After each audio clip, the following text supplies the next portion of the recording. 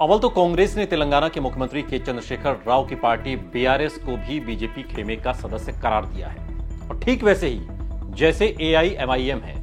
राहुल गांधी का सवाल है कि आखिर केसीआर सरकार के भ्रष्टाचार में डूबे होने के बावजूद ईडी, सीबीआई और इनकम टैक्स के छापे क्यों नहीं पड़ते। राहुल गांधी ने तो बीआरएस को एक नया नाम भी दे दिया। उन्होंने कहा कि बीआरएस का मतलब है बीजेपी रिश्तेदार समिति। और एन उसी वक्त इंडिया गठबंधन में साथ होने के बावजूद आम आदमी पार्टी को लेकर भी कांग्रेस में कोई अपनापन नहीं लगता। आपको याद होगा कि भारत जोड़ो यात्रा के समापन के मौके पर कांग्रेस में केसीआर और अरविंद केजरीवाल दोनों के बारे में एक जैसी राय रही और बाद के दिनों में बहुत कुछ बदला भी है। आम आदमी पार्टी के दबाव में कांग्रेस को झुकना भी पड़ा। दिल्ली सेवा बिल के मुद्दे पर कांग्रेस के साथ देने की घोषणा के बाद ही बेंगलुरु बैठक में दोनों दल एक साथ दिखाई दिए एक मंच पर।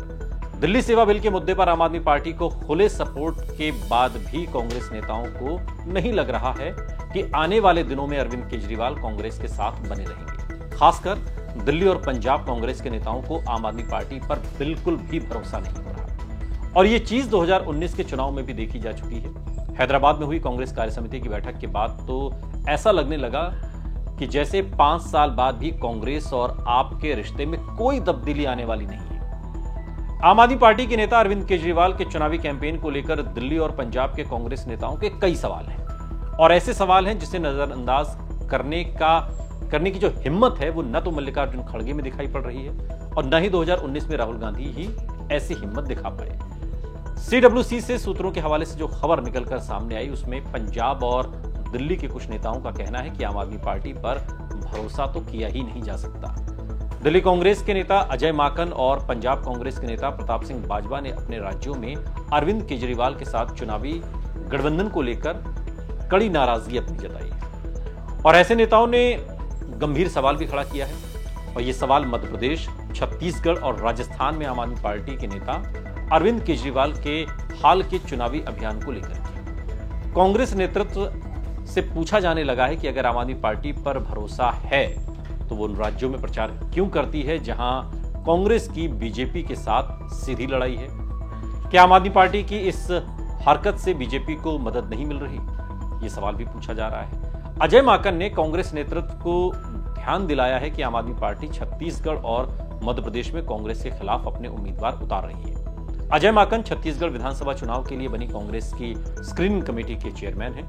कांग्रेस के अध्यक्ष मल्लिकार्जुन खड़गे भी अजय माकन और प्रताप सिंह बाजवा की बातों को गंभीरता से ले रहे हैं। मल्लिकार्जुन खड़गे ने कांग्रेस नेताओं को भरोसा दिया है कि राज्य इकाई से बातचीत के बाद ही सीट शेयरिंग पर कोई फैसला लिया जाएगा। असल में विपक्षी गठबंधन इंडिया में फिलहाल सीटों के बंटवारे पर भी जोर है। पहले तो ये जानना होगा कि 2019 के आम चुनाव में हुआ क्या था। दरअसल कांग्रेस के नेता राहुल गांधी के सामने दिल्ली, पश्चिम बंगाल और आंध्र प्रदेश में चुनावी गठबंधन का प्रस्ताव आया था।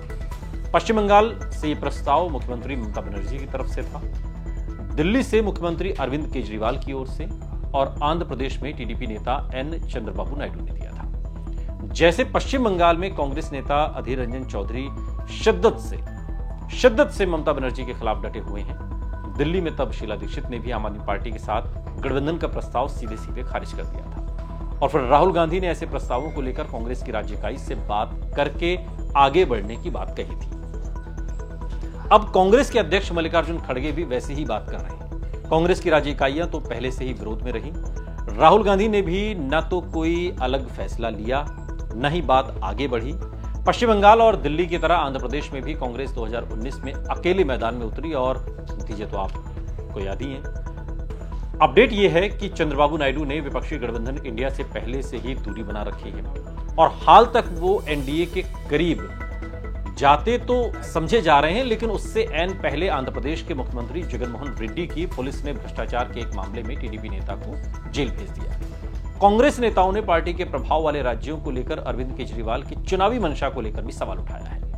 राजस्थान, मध्य प्रदेश और छत्तीसगढ़ की तरह ही अरविंद केजरीवाल पहले कर्नाटक और गुजरात में भी चुनाव कैंपेन कर चुके हैं। कर्नाटक में तो कांग्रेस ने सरकार बना ली है, लेकिन गुजरात में काफी नुकसान उठाना पड़ा कांग्रेस को।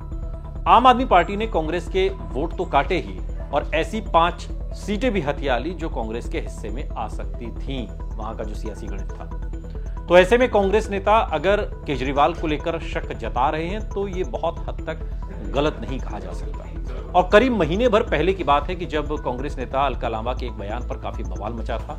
अगस्त 2023 में दिल्ली कांग्रेस के नेताओं को लेकर एक बड़ी बैठक बुलाई गई और बैठक के बाद अलका लांबा ने मीडिया के सामने आकर बोल दिया कि दिल्ली में कांग्रेस लोकसभा की सभी 7 सीटों पर अकेले चुनाव मैदान में उतरने जा रही है। और ये सुनते ही आम आदमी पार्टी की तरफ से आपत्ति जताई गई। अलका लांबा ने कहा कि 2024 कैसे जीतना है इसे लेकर हमें आदेश हुआ है। 7 सीटों पर मजबूती के साथ गठबंधन के हर नेता को निकलना है। 7 महीने 7 सीटें। मीटिंग में ये बात हुई है कि जिसकी दिल्ली उसका देश होता है। ये दिल्ली का इतिहास बताता है। संगठन से जो भी जिम्मेदारियां तय होंगी उस पर हम लोग काम करेंगे, ये बात अलका लांबा ने कही। आम आदमी पार्टी की आपत्ति के बाद कांग्रेस की तरफ से सफाई दी जाने लगी, क्योंकि ये सवाल भी उठने लगा कि विपक्षी एकता में अभी से फूट पड़ने लगी है। यह सवाल इसलिए भी बवाल मचा रहा था क्योंकि महीने भर पहले ही विपक्षी गठबंधन इंडिया को खड़ा करने की कोशिश हुई थी और तभी एआईसीसी के दिल्ली कांग्रेस प्रभारी दीपक बाबरिया सामने आए और पहले तो ये कहकर मामले को शांत करने की कोशिश की कि बैठक में ऐसी कोई चर्चा ही नहीं हुई। लेकिन जब याद दिलाया गया कि जो बात सामने आई है वो कांग्रेस के प्रवक्ता ने कही है, फिर दीपक बाबरिया ने समझाया कि अलका लांबा प्रवक्ता हैं, लेकिन ऐसे महत्वपूर्ण मुद्दों पर बात करने के लिए वो अधिकृत प्रवक्ता नहीं। उन्होंने कहा कि मैं अलका लांबा के बयान का खंडन करता हूं और बाद में अलका लांबा को भी अपने बयान पर सफाई देनी पड़ी। तो आखिर कैसे समझा जाए कि कांग्रेस और आम आदमी पार्टी के रिश्ते सुधरने लगे हैं? इंडिया गठबंधन के मंच पर दोनों दलों के नेता साथ तो नजर आ रहे हैं, लेकिन एक दूसरे के प्रति अविश्वास को छिपा नहीं पा रहे। और ऐसे में 2019 और 2024 ऐसे दोहराया जाएगा, भला कैसे समझा जाए?